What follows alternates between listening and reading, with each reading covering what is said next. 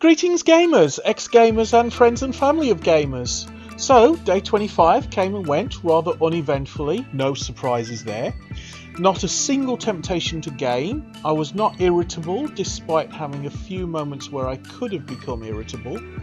I didn't have any trouble with sleeping and my sleep was peaceful and pleasant. That being said, I did overdo it a little on the exercise front and spent the second half of the day stiff as a board.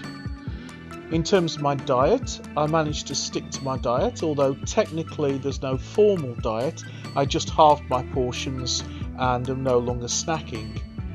I didn't feel tempted to cheat, although I do find myself hoovering up every last atom on my plate and lamenting that my portions are so very small. As for my weight, I'm currently 125.4 kilograms, which is right on the lower bound of what can be explained by daily weight fluctuations. In today's video, I want to talk about enablers, or to use the more academic term, co-dependents. Co-dependents are people who live with or are close to addicts, but are not themselves addicts in the strict sense of the word, but are addicted to caring for the addict.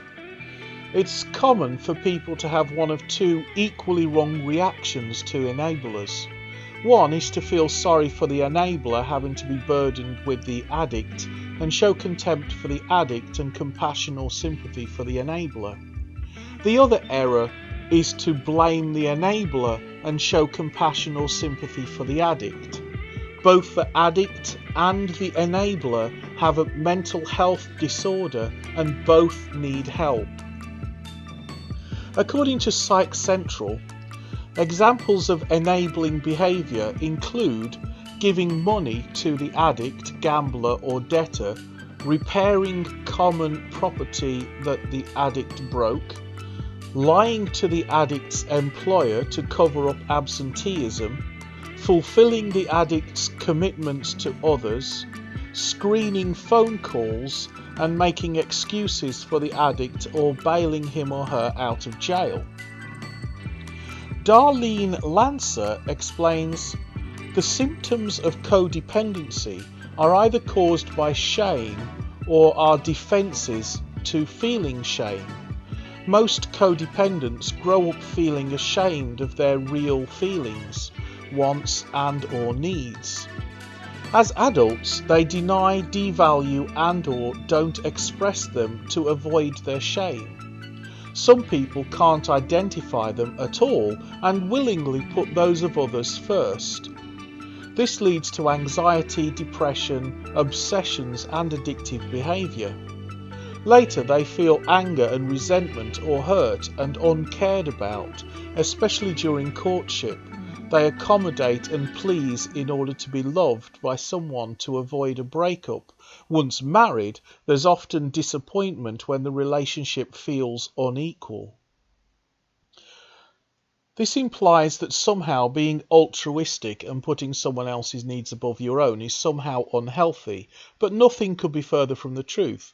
Inconveniencing yourself to help others is a noble and honourable thing to do, but it should not define who you are and should not become your raison d'etre.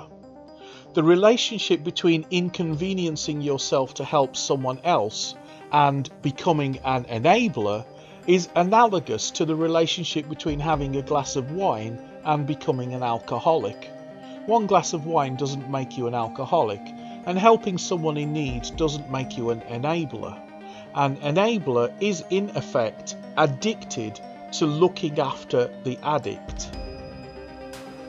According to the website The Cabin, people who have codependent behaviours often have the following symptoms: low self-esteem due to deeply held feelings of shame, guilt, inadequacy and the need for perfection, a need to make other people happy and a difficulty saying no, difficulty creating healthy boundaries and distinguishing responsibility for actions, a need to control situations, people and their own feelings, poor communication skills, obsessively thinking about other people and their own anxieties and fears, their own dependency on other people, fear of and issues with intimacy, negative and painful emotions such as depression, resentment and despair.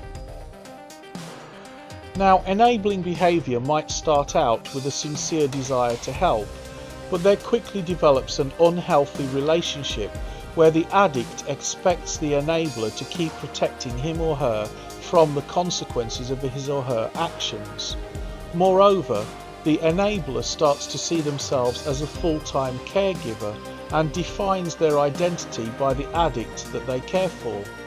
The enabler starts to crave sympathy and praise for the saint-like patience that they have constantly caring for this good-for-nothing lump of an addict. Both the addict and the enabler become masters of manipulation. The addict will manipulate the enabler to get whatever it is the addict is addicted to, but the enabler will also manipulate the addict, making sure the addict knows they can't live without the enabler. Furthermore, the enabler starts to take away the addict's ability for self-determination. By cooking for them, cleaning for them, making decisions for them, the addict is literally left with nothing to do but indulge the addiction. One sure sign of an enabler is when a doctor or medical professional asks the addict a question, the enabler immediately speaks for them, denying the addict the right to even have or express an opinion. Or if the addict is allowed to express themselves, the addict will look to the enabler for reassurance, or the enabler will explain or elaborate by saying something like, what he or she means by that is... Now, in biology, we think of two kinds of partnership. One is symbiotic, where both parties benefit from the relationship. The other is parasitical, where one party benefits at the expense of another. In the addict-enabler partnership, both parties are negatively affected and both are trapped in an unhealthy and often unhappy dynamic from which neither party feels they can escape. Psych Central has the following advice if you feel you might be enabling an addict. Often addicts aren't aware of their own actions when intoxicated. They may have blackouts. It's important to leave the evidence intact, so they see how their drug use is affecting their lives. Consequently, you shouldn't clean up vomit, wash soiled linens, or move a passed out addict into bed. Now, this might sound cruel, but remember that the addict caused the problem. Because the addict is under the influence of an addiction, accusations, nagging and blame are not only futile, but unkind. All these inactions should be carried out in a matter-of-fact manner. Now, I would like to point out that leaving an unconscious person where they fall is not necessarily safe. If someone is passed out, you can still leave them where they lie, but move them into the recovery position to prevent them from choking on their own vomit. Again, if it's extremely cold and they are lying somewhere that could result in hypothermia, then you could move them into a warmer, safer environment without undressing them and putting them into bed. You could possibly take photographs of where they passed out so that they can see how much danger the alcohol or drugs put them in.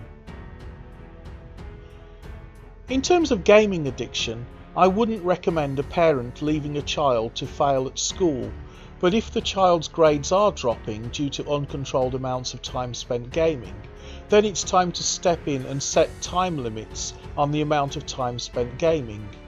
It wouldn't hurt to spend time with the child and help the child with homework rather than just leaving the child to do the homework.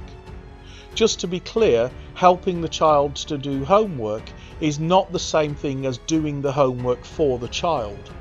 Again, If the child doesn't seem to have any friends or hobbies outside of gaming, then rather than focus on restricting the gaming, focus on generating interest outside of the game. Perhaps encourage the child to take up some extracurricular activities at school, or join a gym, or take up a sport or martial art, so that the child has non-gaming activities and non-gaming friends, so that gaming can be part of a balanced, healthy lifestyle. If the gaming addict is no longer a child, it can be trickier to help. Paying the bills to support the addict's addiction is not always healthy and can make matters worse.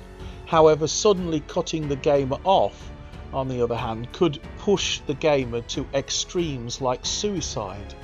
Nagging the gamer while doing nothing is unproductive and can build resentment. Personally, I would point the addict in the direction of one of these forums for gaming addicts, while refusing to pay the addict's subscriptions, and refusing to pay for any more games, and refusing to give the addict money for in-app purchases. I would hope that this leaves the addict realizing that in order to fuel his or her addiction, he or she will need to get out and find a source of income.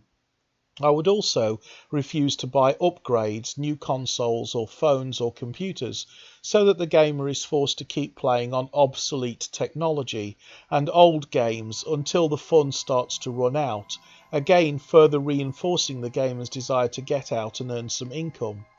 This could be followed up by arranging an appointment with a mental health professional specializing in addiction, and follow through by going with the addict to the appointment. However, if you find yourself covering for an addict and trying to pretend to the world everything is alright when you know deep down it isn't, if a doctor or social worker or even just a friend asks an innocent question to someone you are caring for and your heart skips a beat because you're afraid of how they're going to answer, and if you feel a strong desire to answer for them or explain or elaborate on their answer, then you might want to consider getting some counselling yourself. Learning to let go of a dependent and live your own life can be a very scary time, especially if you're used to caring for someone else and have come to get your self-worth from that caring role. In the case of an addict, seeing yourself as part of the addict's problem, not part of the addict's safety net, could be the first step towards getting some help yourself, and could be a big part of the addict's recovery. If you feel you might have a problem with excessive gaming and are worried you might be developing an addiction, why not follow along or try out this simple test of going game free for a month? Remember, it can be any month and you don't have to start on the first. Why not post a comment and let me know how you're doing, and don't forget to hit that subscribe button. But as for me, hopefully soon to be slightly less big fat hairy 25 days and counting non-gamer, I'll look forward to seeing you in another video.